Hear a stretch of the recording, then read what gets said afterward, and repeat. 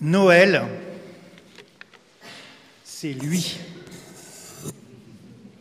C'est la lumière de la lumière, l'amour de l'amour, la vie de la vie, la grâce de la grâce, le don des dons, le cadeau des cadeaux. C'est Dieu qui se fait homme.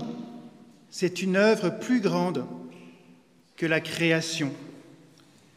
Dieu a voulu l'incarnation, que l'homme et Dieu ne fassent qu'une seule personne, que Dieu et le prochain ne fassent qu'insubstantiellement.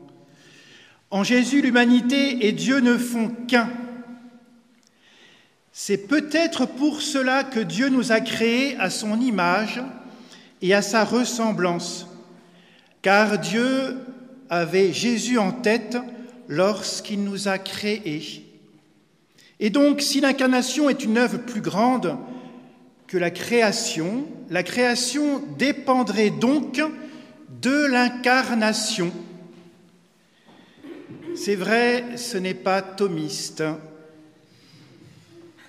Et c'est vrai aussi, c'est théologique, et ce n'est pas de moi.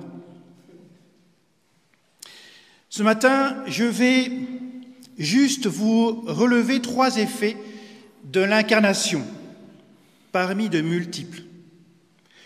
Le premier effet de l'incarnation que je vais relever, c'est si Dieu s'est fait homme, c'est pour que l'homme soit au centre. C'est pour que Dieu, soit au centre. Le second, pour l'avoir comme modèle de vie. Le troisième, pour vivre de sa présence. Venons-en au premier effet. En nous, nous le savons très bien, le péché crée le désordre. Ce qui est second devient premier, ce qui est premier devient second. Et nous savons que le plus grand des péchés, c'est l'orgueil. L'orgueilleux, il est centré sur lui-même. Tout lui est relatif. L'humanité, à notre époque et depuis très longtemps, est centrée sur elle-même, spécialement, on pourrait dire, en Occident.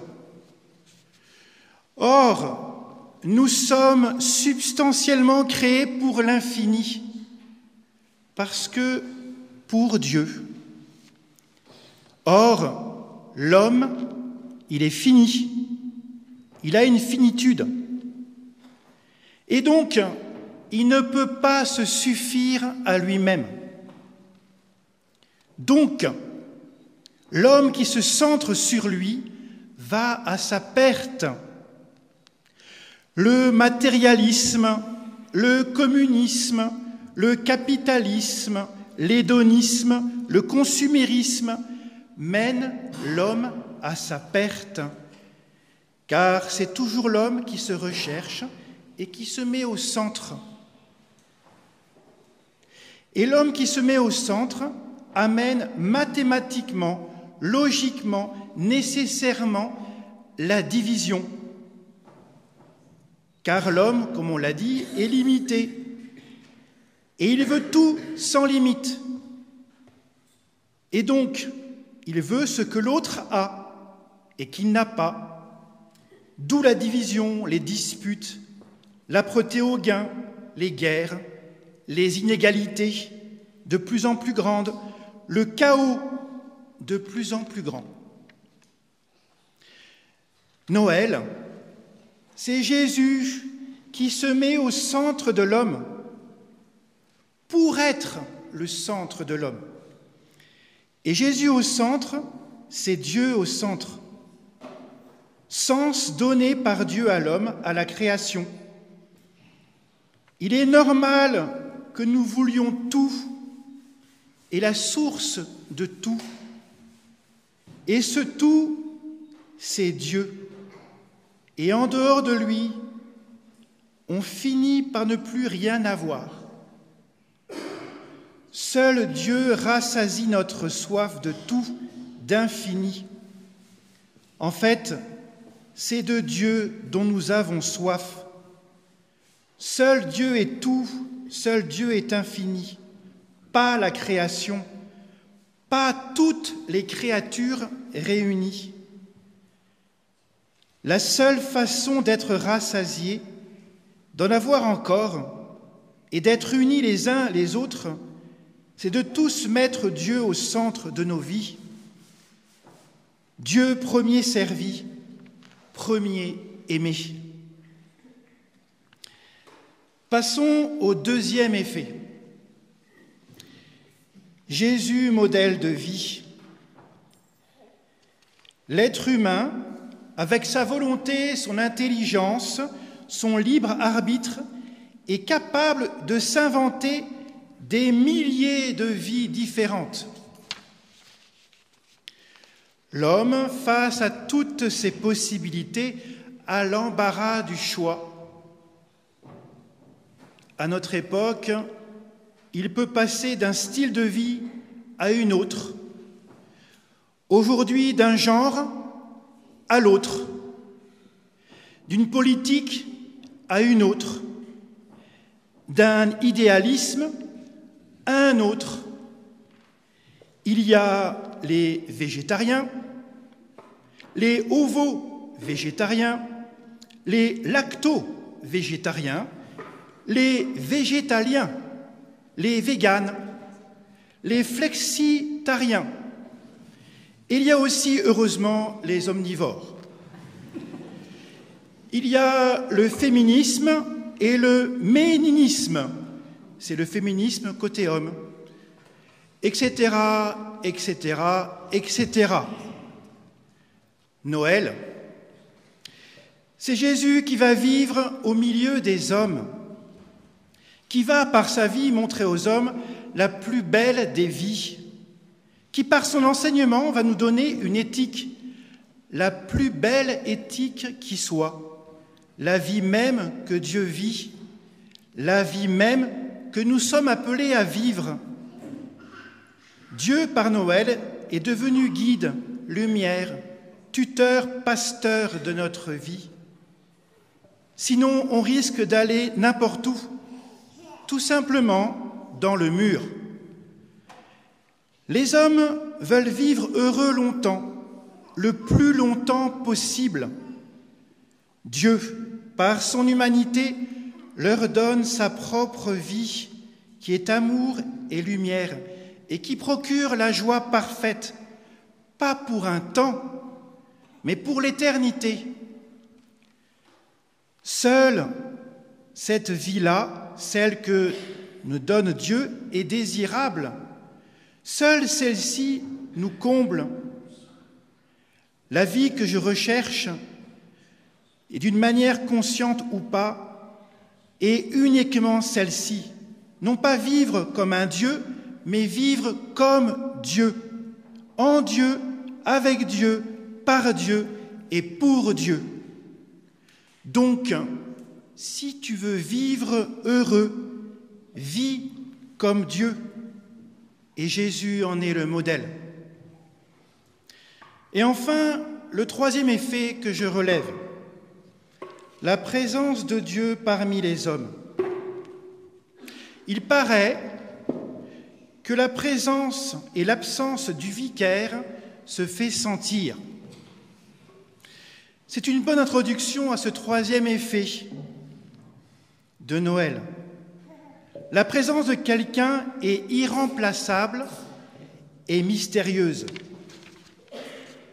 Le téléphone ou la visio que je peux passer, c'est quelque chose de la présence.